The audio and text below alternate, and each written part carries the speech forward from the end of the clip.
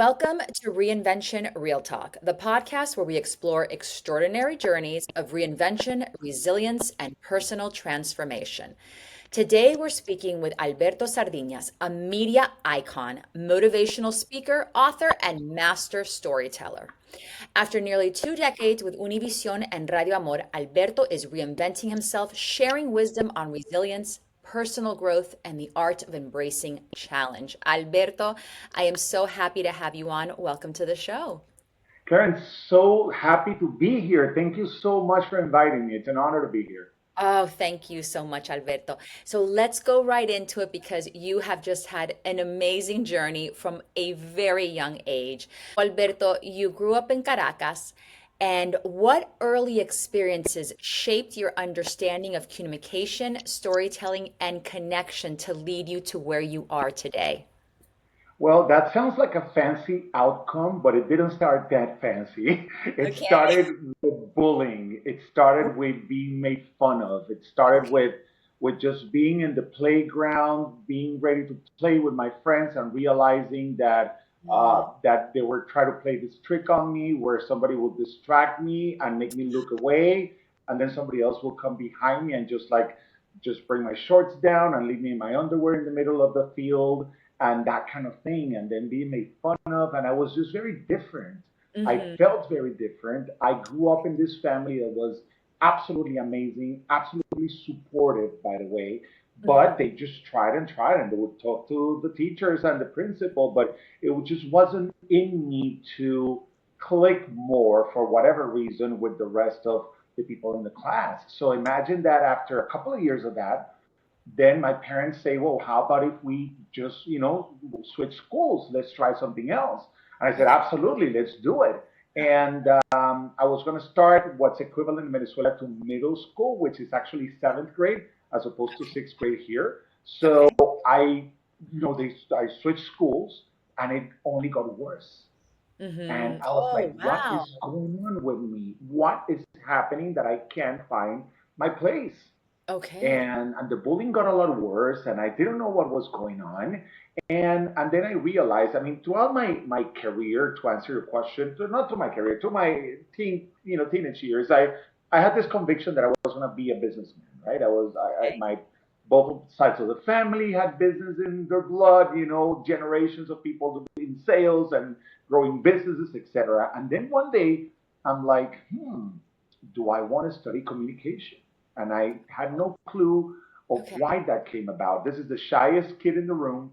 This is Okay. the one that wouldn't speak to anybody else. This is the one Okay. that, I was very outspoken with my family and with adults. I just did Mhm. really bad with people my age. It was Okay. horrible.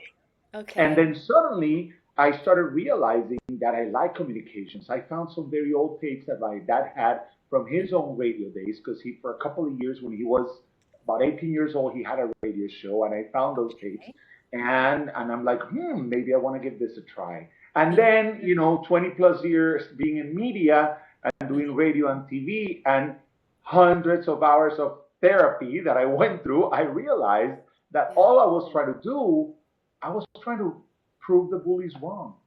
I was Mm, trying to show that I was important. I was okay. trying to show that I mattered. And so many And kids go through that. and that's how the whole communications career came about. Okay. So kind of a little defining moment of finding your father's tapes, realizing let me try this, and then with the help of your family and of therapy, you found out the reason why, what was really deeper in there, and you kind of dug deep in there, you know?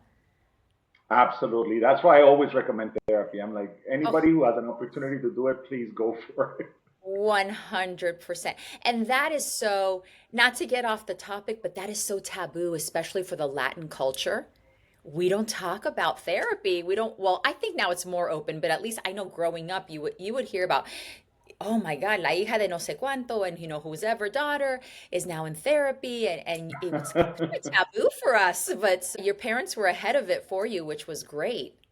Absolutely. It's funny because we had like a family reunion a few years ago, Uh, and we had people from all over the place. I have family in Israel, I have family in Colombia and Brazil, so we were in this family get together, big group of people, and then suddenly I'm talking about my therapist and whatever conversation over a glass of wine. I'm like, hey, because of my therapist, and she's so amazing, and blah blah blah. And then my uncle comes and says, "Excuse me, do you go to therapy?"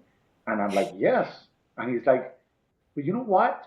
I think that the only person in this family that doesn't need therapy is you, Alberto." And I'm Wow. like, "Well, thanks for saying that. Yeah. Maybe it's only because I actually go to therapy." Because you went to therapy. Yes. So you right there taught them a lesson. And now throughout your media career, let me ask you, were there moments that you wanted to quit and what made you persist? I've gone through a ton of those moments. I think that there are quite a few stories. One of them is many years ago. Hmm. For years I hosted a local show where I would listen to people's personal stories on the radio. Yes. And Yeah. between songs, people would call in and share their stories, and I was really pushing to try to get that show to go into syndication, meaning to go into a multi-market deal. So instead Hmm. of only being heard in Miami, I was pushing to see if we could, push the show to other markets. Hmm. So imagine this. I was really trying and doing all the company politics and talking to different people, and I had people supporting me, a lot of people saying yes to it. One day I remember I don't know if it was Aventura Mall or International Mall in Miami somewhere, and I was with my wife, and my phone rings, Hmm. and there's this person calling me, right? Over the Hmm. weekend, out of the blue, 5 o'clock in the afternoon, I'm looking for, I don't know, for sweatpants for that matter. And this person calls me and she goes, "Listen, you know how you've been trying to be syndicated, right?" "Yeah, of course." She's like, Hmm. "Well, let me tell you that they are about to hire someone Hmm.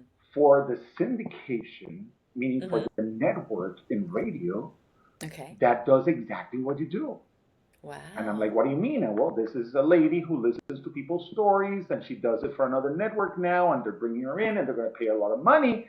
And Hmm. I freaked out, and I'm like, "Come on. Yeah. I've been fighting for this. All I've been asking for is an opportunity. I'm Yeah. willing to even do it for free for a little bit while I can prove myself in LA and Dallas and Chicago and New York, etc." Yeah. And she starts just telling me how horrible this is going to be. Your whole project is going to be over, blah, blah, blah, blah. Hmm. Well, a little bit later, maybe a couple weeks later, I sit Hmm. down, I nail and close my syndication deal. This Hmm. other lady comes to the company, and Uh-huh. we perfectly coexisted. Imagine, you're asking me about moments in which I was about to quit, you know, Yeah. Yeah. and we suddenly start coexisting. So if my show was airing on Saturdays, her show was airing on Sundays, or if my show was at 7, her show was at 9, and we perfectly coexisted, Yeah. right? So I mean, she did good, I did good. We both had syndicated shows. We both were listening to people's stories within the same network, right? Hmm. So about a year into it, or Hmm. maybe a year and a half, I Hmm. get a call from the lady that was hosting this show, Karen.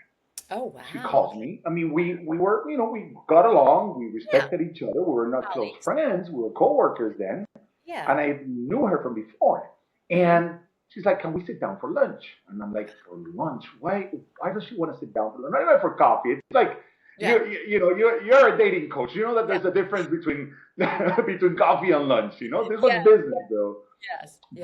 But so we sit down for lunch, and I'm so curious to see what she wants to tell me. And she's like, "Alberto, is it true Hmm. that when I was starting in this company a year and a half ago, Hmm. you told everyone that you would never allow me to succeed in this company?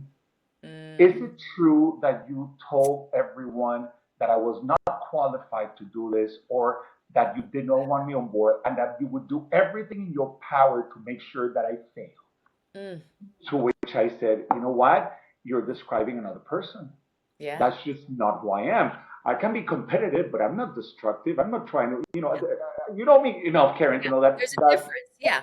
yeah, that I Yeah. would not have said any of that." And I'm Yeah. like, "Do you mind telling me who told you that?" Hmm. And guess who told her that? It was the same lady that called me on that weekend. Yeah. A It lot was of the people don't. same person. Yeah. Yeah, they don't understand that media, they look at it the glamorous of he's on the radio, he's on TV. They don't realize it's not even us in media making the competition, it's the people behind the scenes wanting to make that. And look how beautifully you coexisted and you cleared the air, and it was someone else trying to rattle between both of you.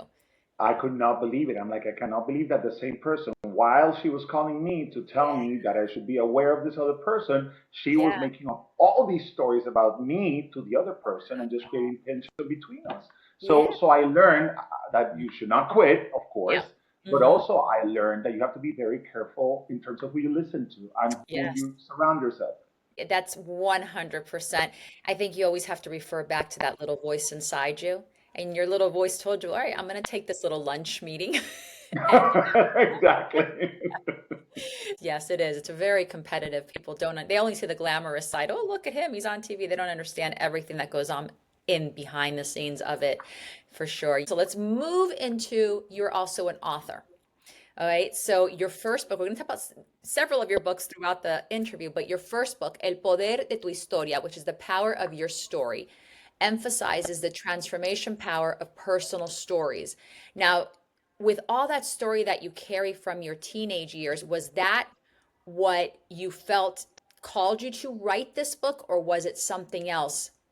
Maybe when you got on the air, what called you to write this book of transformation and So power? it's interesting because my first book deal Mm-hmm. happened through what I call when I was getting out of the darkest moment in my life, and I Mm-hmm. really pray to God every day that I never go through something so difficult because Yeah. within 90 days, a few years ago, some time back by now, but within 90 days, Karen, I went through three different things that were very painful. The first one was that the radio show for which I was hired and I was stolen from the competition to Mm-hmm. host gets canceled 3 months into it, right? And Mm. they hire me.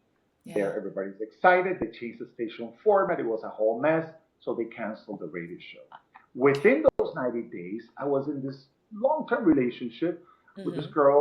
We're together for almost 3 years, and things were not working out. So I go to also a breakup within Wow. the 90 days. Wow. And the biggest blow and the hardest part of this Mm-hmm. was that my mom, who had been battling breast cancer Mm. for almost 10 years, Mm. dies also within those 90 days. That was definitely the hardest part. I mean, it Yeah. was just a very, very, very dark moment for me. Mm. So I got very lucky because my boss, I had only met like 3 or 4 months before this whole craziness, Okay. really liked working with me. And he said, listen, I know we hired you to be on air. Right Mm. now, we canceled the show. There's a million different reasons why this happened, but we want to keep you working as a producer. So can you take over the show and the other show? And I'm like, sure, no problem. So one day he calls me to his office, and I thought I was done. I thought this is it. He tried. He couldn't keep me. God Yeah. knows what's going to happen. But he's Yeah. actually calling me to tell me that he wants to develop a radio format where people listen to stories, where there's Okay. a host that listens to stories between songs. Yeah. So this is basically very similar to what Delilah still does and has been Yeah. doing for 30 years. Yeah. And they wanted to try that in Spanish. Mm-hmm. So I'm in production mode. I'm not doing very well emotionally. I'm like, okay, so let's make a list of where we're going to do a casting for, so we can have a host for the show. Do you want a psychologist? Do you want a therapist? And he's Mm-hmm. like, no, no, no, no, no, no, no. I want you to host the show. Wow. And I remember telling him back then, I said, are you serious? Mm-hmm. Do you understand that you're asking the most depressed person in this building Wow. to host a show where he's supposed to uplift people on the radio? And he said, yes, and I think that you're the right person for it. And I Mm-hmm. was a little shocked. I was very, very nervous about it. But I Mm-hmm. started doing the show, and who would have ever thought that the show was a hit from day one? Mm-hmm. I started being called as a contributor on Despierta America network television. Yeah. I started speaking and traveling all over the country as a public speaker, which I do to this day as well in the motivation space. Yes. And a book deal came. So one of the darkest moments in my life became one of the Mm-hmm. most interesting and successful moments in my career. And that's where the book came about, El Poder de tu Historia, the power of your story. Yes. With, by the way, if you look deep into Amazon, we actually did an English version called The Power of Your Story. And it was just a compilation. But it's interesting how Yeah. times change and Hmm. how different I was when I wrote that book than when I wrote the latest one last year. In those darkest moments, sometimes the brightest light comes out, and that's maybe what you needed. Maybe more, they wanted you to host that show, but it also brought you out of that darkest moment from hearing other people. We never know what the universe, God, has planned for us, and definitely it was a shining bright for you. So now let me ask you about, you were 20 years with Univision. Now, what experience taught you about consistency, audience connection, and personal branding throughout those years with them? I mean, it was an amazing run. I Hmm. believe that I was able to kind of like build on top of every opportunity that I was given. I started Yeah. with local radio, ended up being, in syndicated radio as well. I Yeah. started doing evenings, ended up being middays in radio, which is, a better time slot. And then I was able to co-create a brand new show. I mean, I was able to sit down with my boss and say, listen, I've Yeah. been a guest and I've been a contributor in all of these shows on the network, locally, etc. I want to Hmm. be able to host a show. And Yeah. since I wasn't being given the opportunity because there was not a lot of rotation in terms of the network shows, etc., in terms of talent, Hmm. I convinced my boss to actually create a brand new show for the Miami market. Hmm. So basically, I was able to build one thing on top of the other, and during the last 7 years of the company, I did local radio, syndicated radio, and also the show that you've been a guest in several times.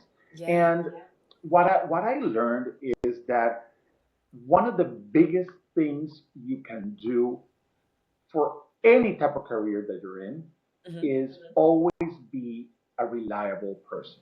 Whether Yes. you're in business, Yeah. whether you have a job, whether Yeah. it's an entry level job, whether it's a executive suite type of job, Hmm. try to be someone that people can rely on. If Hmm. people can rely on you, that means clients, that means promotions, that means better income. Just be someone who is able to do things on a Hmm. consistent basis and especially make sure that you get it done right. And another really important thing is Hmm. repetition. Yeah. When you get bored, then Hmm. there's a problem. You have to Yes. be willing to repeat the process, the pattern, and what works, and also keep an eye on when things need to change as well. But there's something there. We live in the era of Instagram, so everything seems to be so bright and colorful Yes. and loud and has rhythm, etc. Yeah. But the reality is that much of the success that you see on social media these days comes Hmm. from people that are willing to take on the difficulty of the boring and hard moments, and they Yes. just push through, and that's how success happens. And being authentic, and I think you pretty much show you're very authentic to your audience, and dealing with their expectation. Now, do you ever find that your balance of having to be authentic with your audience expectations, do you think there's ever a tension between the two? Because sometimes we don't want to let so much of us out, in the public eye. I think that you have to find a balance Okay. because it's like people telling me, "Wow, you share so much about your life." When they Hmm. see me eating, when they see me with friends, when they see me at home with our daughter, with my wife, and Yeah. in reality, I probably share about less than 5% of Yeah. what I do of my day to day. I mean, Yeah. you just want to give people enough of you so you can make a connection, but at the Yes. same time, you want to make sure that you still keep some privacy, that you Yes. still have moments with your family that you don't feel like need to be published, that you can Yes. still keep the picture and do the video and not necessarily publish it, that you can Hmm. still take a picture where nobody looks good at at 7 in the morning or 8 in the morning on a Saturday, and the dog showed up in our bed. You know what I'm saying? Like Yeah. that. It That didn't make the highlight reel. right. But at the same time, if you feel like sharing it, go for it. I think at the end of the day, the audience has become very smart. They know how to pick up on the good stuff and on the BS around the world. Hmm. And when you create a community where that's based in connection, then you're able to help them, you're able to support them, and the community supports you as well. They have rallied behind you. And now let's talking about the community, your listeners, your followers. Can you share a listener follower story that profoundly impacted you personally? There's been so many, and there's been so many. I mean, the idea of having a platform and a community is so powerful. I mean, I'm just Yes. gonna, I'll share a couple, but the first one I'll share with you is one from yesterday. You know, Okay. I go to a gala and I Hmm. post, pictures about the gala. Hmm. I get a message from Hmm. someone who wants to work for the company that put together the gala. And she Mm. says, listen, I've applied and I've tried and I'm very good at what I do, etc. Is there anything you can do to help me? Hmm. Next thing I do is I call the owner. Hmm. And I'm And like, listen, you didn't know this listener at all. You didn't know her at all at personally. all. No, I didn't know Okay. this person at Uh-huh. all. But I Uh-huh. gave the owner a call. I mean, it does, why not? Yeah, it I doesn't gave the hurt. owner a call and I'm like, listen, I'm getting this person who's really wanting to work for your company. Yeah. Is there anything we can do? And she's like, of course, let me give you the HR manager's email address and make sure that you're mentioned because we get hundreds of resumes all the time. It's Hmm. very hard and we don't have a lot of openings, but I'll be happy to receive the resume.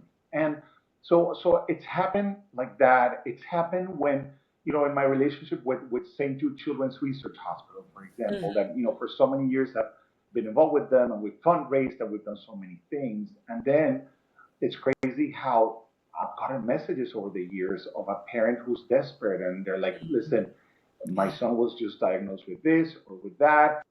Can you guide me? Do you have a contact? Is what they typically ask for. Do you have a contact in St. Jude? And then I go back to them and say, well, you don't need a contact in St. Jude. There's a page in which they will look at every case. So this is Hmm. a URL. Just make sure your doctor goes here, here, here, then post this information and send this out and blah, blah, blah. And if they qualify, they will be accepted. If they don't qualify for a research, for a research type treatment, then they will let you know where to go or what to do. So I think that it's been definitely a blessing. I mean, I've heard so many stories over the years. I will never forget the story of me doing the live show on air, listening to people's stories, and my producer like waving at me while I was on the air. He's like, "You gotta get this call. You gotta get this call. You have to get this call." I'm like, "What's going Yeah. on?" Yeah. So I get a phone call from this lady, and she Hmm. says, "Listen, the first thing I want to tell you, and this is all on air, is Hmm. that I didn't know you. Like I didn't know who you were, but I'm visiting from the Dominican Republic, and I needed to speak with you." I'm like, "Well, this is interesting. What's going on?" Yeah. So she shares with me that her sister had called my show months before, Okay. and she had asked for help on the air because Hmm. she started doing this charity where Hmm. she wanted to collect diapers for very young moms that don't have the resources to buy diapers for their babies. Yeah. So I put it on air. She got a lot of promotion, and apparently, she got some help from the audience. So apparently, this sister of hers was helping with baby diapers, but it was just a very generous person. She had been a foster mom over the years, and then she tells me that her sister, weeks ago, weeks before she called me, um, she said, "Well, unfortunately, my sister decided to be a donor for bone marrow, and she was compatible with this person." Okay. And she went through the process. She drove to Atlanta from Miami. Hmm. She was compatible with the person that needed it for whatever Hmm. reason. I don't know exactly, the details. Yeah. But after the whole transplant, my sister died. Oh, And wow. I'm like, I cannot believe it. And I'm so sorry. And she was so great. And, I felt terrible. And then she's like, well, so I came from the Dominican Republic for her funeral. Hmm. And I got to her apartment. I opened her laptop, Hmm. and there was a letter she was writing to you. There was an email that she was about to send to you that she Oh. was not able to send, in which Mm. she thanks you for all the donations that she got through your show. And Wow. I'm here because I researched, I found out who you are, I found out the station, and I called you because I need to read you the letter that my sister was never able to send to you. And then Mm. she read me the letter, and it was just a beautiful thank you note saying, thanks so much for helping me out with my charity.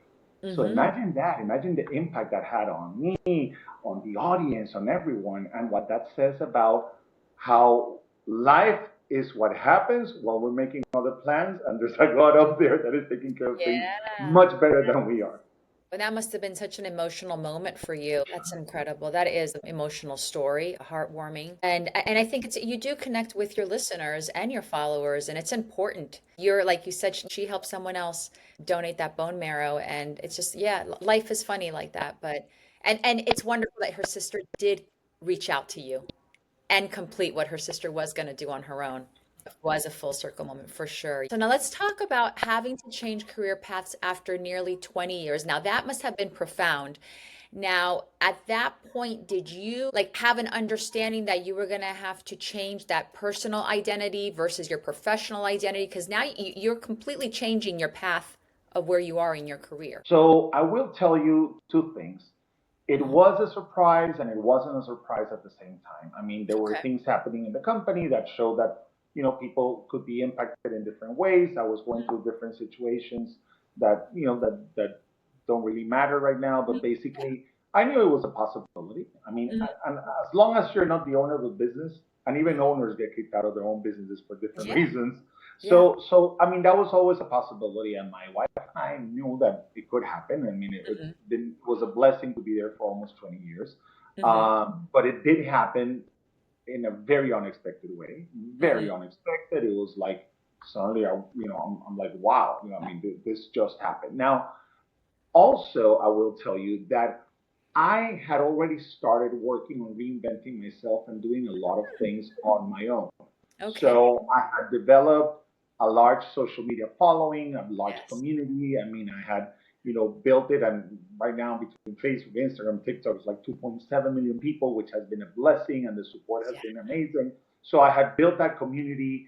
I, I was, endorsing different products and services within that community. I had started working on a coaching program, which is Mhm. already a reality. So I had a lot going on. I Okay. knew that I needed to reinvent myself, but I was really dedicated. I would spend 10 plus hours in that building. So it Yeah. was very little time to do other things. Now, Mhm. it did come as a surprise, but at the same time, to me, it was very tough at the beginning, but it ended up being a big blessing because of Mhm. everything that I'm doing now and how excited I am about all the new projects.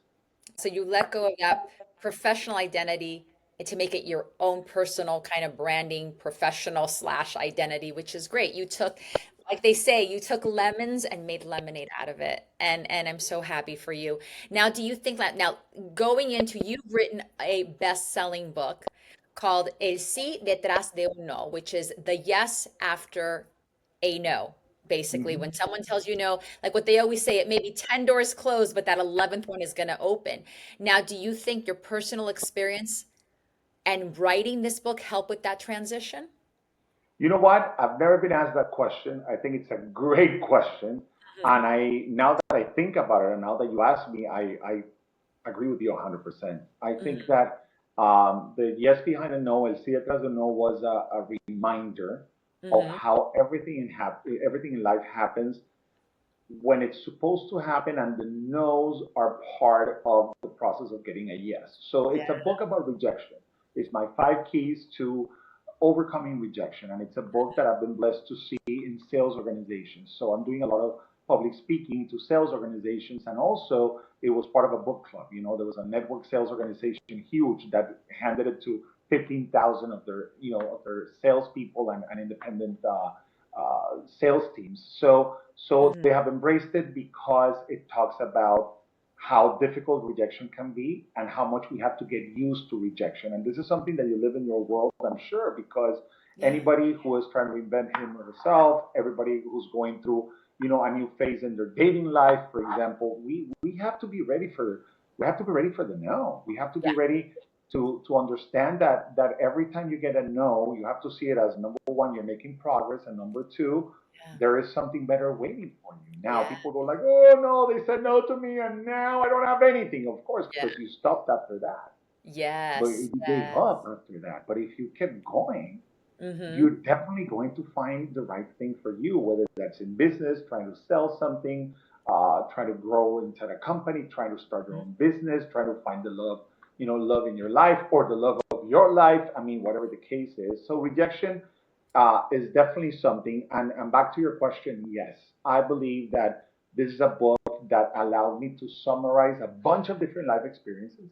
Mm-hmm. Experiences that I wasn't ready to write about a decade before in the first book Yeah. because they just felt too personal. You know, there's a story I share, which is that last year we had a really beautiful event in Coral Gables launching my book, and it was a Yeah. room that would hold about 220 people. It was sold out, like we had a waiting list. It was beautiful, and Okay. I remember the night before. Mm-hmm. The book was being distributed. It was in stores. It was online, etc., ready to go. And the night before the launch, I'm trying to fall asleep and I can't. And I tell my wife, Amor, do you think I maybe should not have written about this particular story? She's like, I think it's a little too late. I I think was it's gonna say. 20,000 copies too late. I was gonna say a little too late, Alberto. Which probably means that if it, I always tell people that if something feels uncomfortable, there's probably a reason to dig into it and Mm-hmm. to become comfortable with it. So I had thought about it. My editor had thought about it. I spoke with my wife about it. We all had said yes to that story. Like we all felt that it delivered a purpose within the book. So, but it was just the second thought that we all have, at any point. Should I have gone out on that date? Should I have said yes to this job? It happens. Well, do you think reinvention is a mindset, a skill, or both? Mindset, skill, or both. I Yeah. think reinvention is both, and I think reinvention is everything. Yeah. I think reinvention is absolutely everything we should be ready to do and all we should be ready to do. The Mm-hmm. world has always been evolving. Mm-hmm. And the more time goes by, the Mm-hmm. quicker the world keeps evolving. Yes. So we are living in a great time to be alive of how Mm-hmm. connected we are, how many opportunities we can create, how we can build a business out of almost nothing, no resources, no investment, etc. But at the Yeah. same time, it's just changing very quickly. Mm-hmm. And It the does. when you see the world changing so quickly, Yeah. you need to reinvent yourself. You reinvent yourself, or they will reinvent you. It's with the quickness. It's almost on the daily. So what inspired action in people who were afraid to take those risks? What lesson or inspiration you can give them to take those risks of reinventing themselves? Listen, one of the things that I've been blessed to do, we recently launched my podcast, and it's called Made by Challenge, and I've spoken to quite a few people on this first season, and I'm sure that you have gotten this also in your podcast. Mm-hmm. People, everybody tells me something that I already believed in, but I am doubling down on that, and Uh-huh. it's the fact that if there's one thing you can do is Hmm. continue to take action. Just don't freeze. Don't freeze. It's difficult not to sometimes. Absolutely. But you know Yeah. what? People that win in life, in Mm-hmm. any area of life, are Mm-hmm. action takers. Yes. And Mm-hmm. life will give you many reasons to make you feel like you should stop, Yeah. like you should give up, Mm-hmm. like you should just think about it a million times before you do it. And the Yes. reality is that anyone who's successful in any realm, in any aspect of life, in Mm-hmm. any, whether it's personal, professional, career, business, dating, parenting, just Yeah. don't stop. Mm-hmm. Don't stop trying. Yeah. Don't give up. And you will see how one win will pile up on top of the other and will make you feel amazing. Is life easy? You know it's not easy. I know it's not easy. And everybody listening and watching knows that it's not Yeah. easy. Yeah. But taking action will Mm-hmm. give you the strength Mm-hmm. to be able to manage the difficult moments, whether you're going through a difficult moment right now or maybe you're in a comfort zone. Don't Yeah. stay in the comfort zone because, as somebody once told me, in life, there's no neutrality. You're either growing or Yeah. dying. Or You're dying. either Yeah. growing or dying. So, Yes. if we want to make sure that we're growing and not dying, we need to be taking continuous action. What amazing advice. It really is, Alberto. And now for you next in media, speaking, personal development, what is next for Alberto? So, I've been working on a few things that have me really, really excited. These are things that I had already started working on them while I was still in my full-time job. But obviously, they don't have the speed and the pace that they have now, Yeah. because I'm fully focused on them. So definitely one of them that has me really excited is, is our podcast Made by Challenge. I announced a content studio with a couple of business partners, and we're creating branded content for brands. We're doing a lot of social media campaigns. We're creating documentaries, etc. But the podcast that I'm hosting, that's called Made by Challenge, is basically focused on people that turn their biggest difficulties in life into their platform, their fortune, their success, their net worth, whatever that is, from spiritual to monetary to business to, to leadership to government. I mean, how did a difficult moment turn into something great? And we've had wonderful guests. I mean, we've had Romero Brito, which is coming out in the next few days. We've had people, like Aaron Spivak, who's when he was 25, he sold Hush blankets for $48 million. So he became a multimillionaire at 25. We are releasing in a few weeks a conversation with Father Alberto Coutier, for example, who was a big protagonist, so I should say, of tabloid rumors and then gossip, etc. When he was a celebrity priest, and he's still a celebrity priest, but he fell in love, and they found him, and he had to admit it, and then he went to the Episcopal Church. So his story also was made by challenge. So he was a person, he's someone who has been made by challenge. We released a couple of days ago a conversation with someone who's known as the father of offshore sports betting. Someone who got his business, his $100 million business, shut down by the government back in the 90s and had to reinvent himself completely. So these are stories of reinvention that have me really, really pumped. I mean, the show is obviously on YouTube, but if you go to madebychallenge.com, madebychallenge.com, that's where you'll find direct access to our episodes. And at the same time, I'm super excited to have gotten into the coaching world. I mean, I'm just taking everything from my experiences creating a personal brand and creating digital platforms, helping people sell more, cut through the noise, and reinventing themselves as well. So there's one thing that has me also super pumped, super excited. That is that, I was very blessed that by the time, I lost my job, I was already working in the process of reinvention. So one of the things that we're doing in what we call the Reinvention Network is we're starting with media professionals that need to reinvent themselves.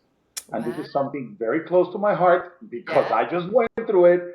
But I have so much to say about it and so much support to offer to those that are either going through it because life just, made it like that, or whether they're afraid that they could be next and they could be the next person that because of AI or because of the the slower pace in media, they may lose a job as a producer, as an honor host, as a radio DJ, as a creative, as a graphic designer. So we're starting to support, and I'm very excited about it.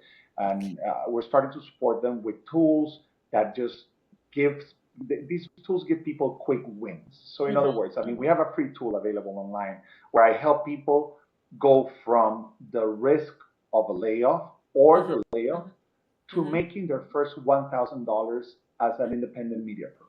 How do you do that? People ask me. I mean, how do I make my first buck outside of a payroll check? How do I do that? So there's a free tool. If you go to thereinventionnetwork.com, there's a free tool that we offer there. It doesn't cost people anything, and it's really useful. It just gives you a grid of ideas and different things and how to approach it, and even prompts to craft those first emails. You're like, oh my God, how am I going to tell such and such that I want to offer my services as a producer or as a voiceover announcer or as a host or as a podcaster or as anything. So if you go to thereinventionnetwork.com, we have that free tool there and I'm really enjoying this part and this new stage. Oh, that's amazing. We're going to put that all in the show links so our listeners who are hearing this can easily get in contact with Alberto. But Alberto, I do want you to tell them where they can follow you on your journey and work. Absolutely. So Instagram at Alberto Sardiñas on Instagram. And again, for the podcast, it's madebychallenge.com. And if you are a media professional and you are a little uneasy about what's going on in the media industry, or you've already been shaken by what's going on, the way it happened to me and to so many others. You can go to thereinventionnetwork.com, thereinventionnetwork.com. Wonderful. Oh, I love all of this that's going on for you, Alberto. You have just blossomed even more than you were already shining before. So, super happy for you, my friend. And now, last question I ask every single one of my guests in one word, now only one. What does reinvention mean for you? Reinvention to me means power. Power. I love it. And I think this has been a powerful interview. Lots of gems dropped. But this is really one of my favorite interviews. Not just that I just love you as a person, but it really has been just such a great interview. Thank you, Alberto, for sharing your story, your insights, your wisdom with us today. Your journey does remind us that reinvention isn't just about career, it's about courage, resilience, and embracing our true selves. Please, to the listeners, follow Alberto, stay inspired. Links, like I said, are in the show notes. And until next time, I am Karen Larrea. This is Reinvention Real Talk. Keep embracing your story and your reinvention. Thank you, Alberto. Thank you. Thank you so much. Thank you.